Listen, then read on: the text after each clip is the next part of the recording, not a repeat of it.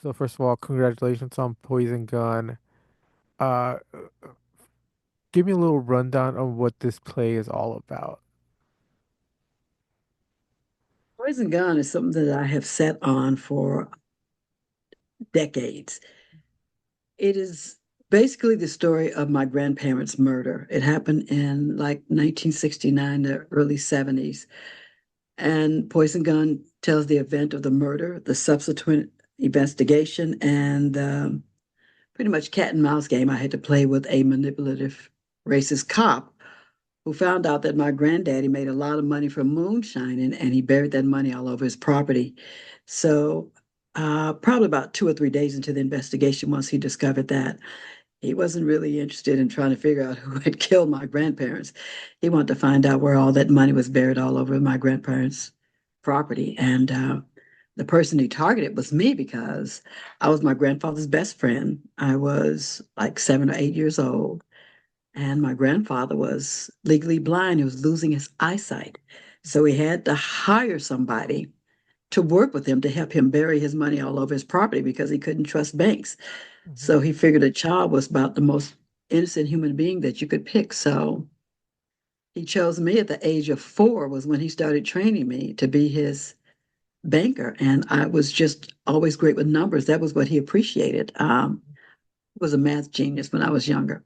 Not so much today, but definitely when I was younger. So uh, all the banks that were buried all over my granddaddy's property, I remembered the number of the bank, how much money was in each one, how much money was in at the time before. So that's what initially started me and my granddaddy's closeness was me becoming his banker.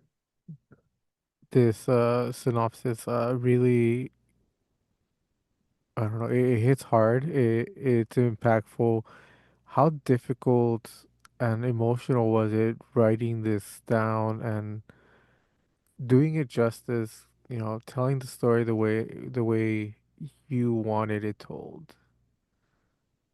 I was kind of inspired by another movement back in, was it 2006 or 2007?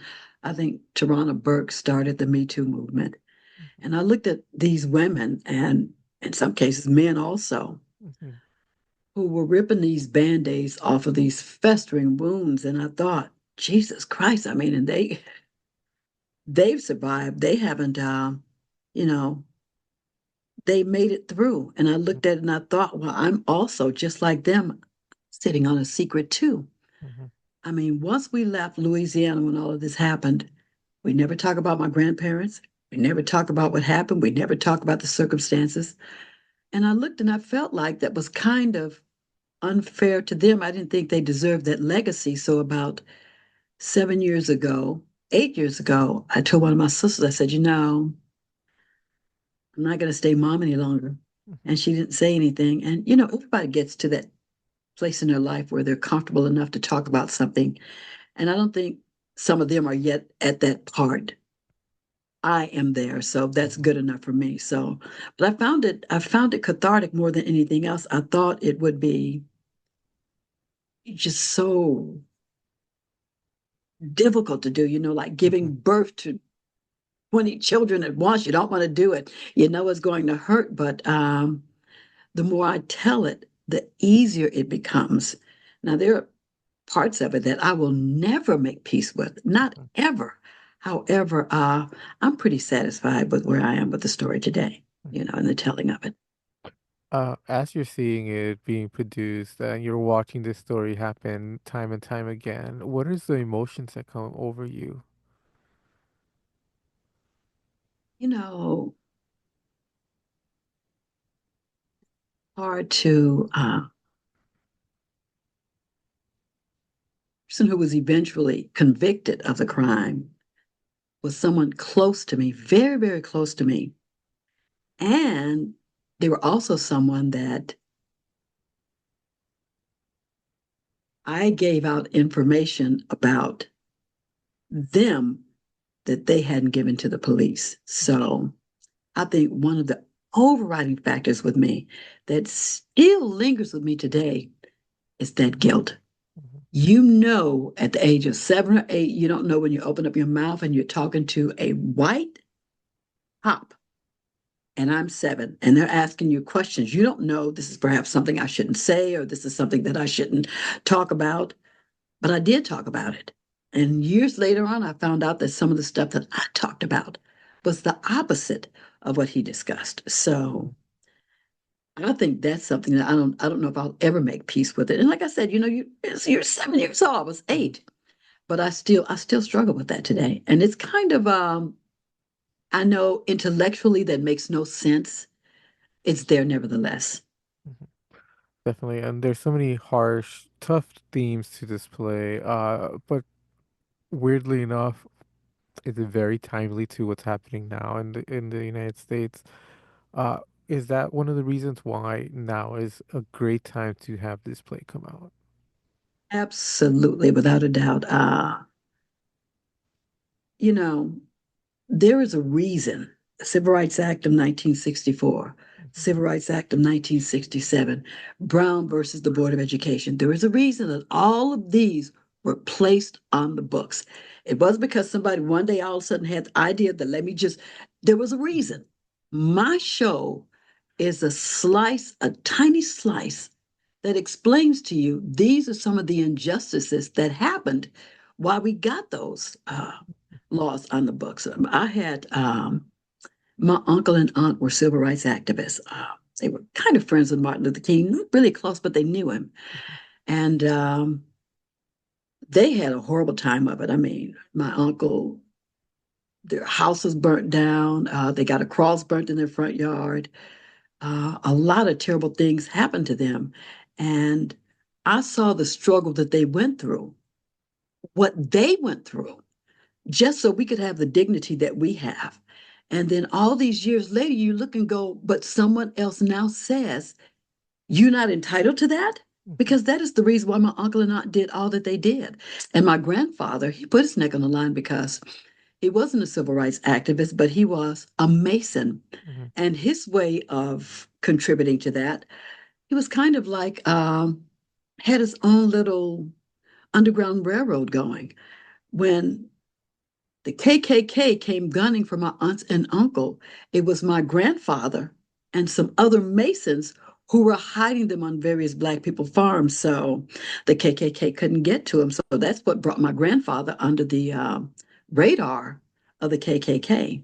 So, yeah, there were a lot of things that happened back. And I think sometimes the more distance you get away from it, the less it affects you. So I see some people today that perhaps didn't go through what my aunt and uncle went through and don't understand why those laws are so important to stay where they are. But yeah, I look today and I'm absolutely petrified because I remember a lot of what not only my aunts and uncles, but my neighbors. And we lived in a teeny tiny little country hamlet in the South. And back in those days, these little Southern fried towns, they had just as many KKK members as they did cows in a pasture. They were everywhere. Injustices were rampant. You couldn't look to the left or the right, forward or backward without seeing it. But there are some people today who grow up on social media. They've got, kids got more money than we ever had. And a lot of them don't understand what the fight for us is about, what I remember. So, yeah, that's one of the reasons why I do feel it's necessary for me to put it up because we are facing, perhaps reversing some of these laws, and it scares me to death. Definitely. Going with that, what kind of reactions are you expecting from an audience? And what kind of conversations do you hope that this play will inspire once, it's done and people are watching, are finished watching it? I've put it up before, and the one thing I think I am most proud of is most people say, we've got a story to tell too. We never thought because I know when I first started telling the story, basically what it is, it's about the relationship between a little girl and her grandfather. Mhm. My grandfather and I were super, super, super, super close. And when I thought about telling the story, I'm like, well, but who wants to hear about that? And then come to find out, that is exactly what people want to hear about. At the bottom, it's about love, it's about family, it's about betrayal. And people who have, because I've put it up before, who have come to see it, those are the themes that they are pushing back at me, saying, this is what I felt with your show. And, I think that inspires me to go even further because I never expected this reaction. I thought, number one, who would care? Number two, it happened so long ago, once again, who would care? And number three, um, that guilt that I had of would I be completely honest of my part in this? And it's taken me about 6 years in the writing. And I have to give credit really to my director, Juliette Jeffers. She has been with me from day one. And it was 7 years ago that really started it, where I was on Facebook and I saw she was directing a solo workshop. And I said, gosh, I've always thought about doing a solo show. So I signed up for it and I'm sitting in class the first night and everybody's saying what they're going to talk about. And I got up and I said, I'm going to talk about my kids because they're biracial and they ain't got no rhythm and they this and they that. And Juliet said, no, I want to talk about Louisiana. And I froze, absolute froze. And I looked at her and I said, Juliet, no. And she said, okay, we won't talk about it. Very next day, she brought it up. She said, so just tell me. She said, I know about your aunt and your mother. Tell me about who was somebody else. And she kept nigging at me on a daily basis. And I'm telling her about my kids. She's like, okay, that's fine. That's great. But tell me a little bit more about Louisiana. And I really cannot thank her enough for pushing me to put it out there because, I mean, I didn't want to feel the pain that I knew I would have to go through to tell this story. But one of the best things about it is that I have felt the pain, but there's been more. There's also been, this sense of heaviness that has been released from me.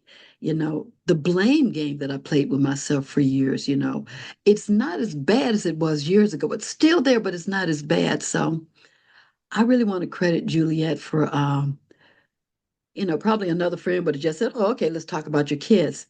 But Juliet was tenacious, and I can't thank her enough for doing that, Mhm. you know. And the title Poison Gun, it really stands out. What is the story behind the title? A lot of people think it's a gun that's got poison, which is uh, hilarious. Poison gun is actually a piece of farming equipment from the 1950s. Um, it is what caused everything in my life to fall apart. I don't want to tell the audience too much more than that, but it's what started the beginning of the end was the poison gun. It's a piece of equipment that farmers used to use back in the 1950s and the 1960s. Very important to farmers. It was very, very, very expensive, and that had something to do with it too. But at the end of probably three-quarters into the show, I explained to people what the poison gun is and how it impacted our lives, and pretty much was that thread that raveled, just released everything in my life. It was the poison gun that did it. Well, thank you very much for sharing this story. Thank you very much for your time. And congratulations on your play once again. Can I tell where they can, anybody who wants to get tickets, can I put that out there? Yeah, go for it. Thank you very much. Onstage411.com/poison gun. Onstage411.com/poison gun. I'll be at the Hudson Theatre April 5th through the 27th, every Saturday night at 8 p.m. and every Sunday afternoon at 3 p.m. Awesome. Thank you very much for your time once again. Thank you. I appreciate it.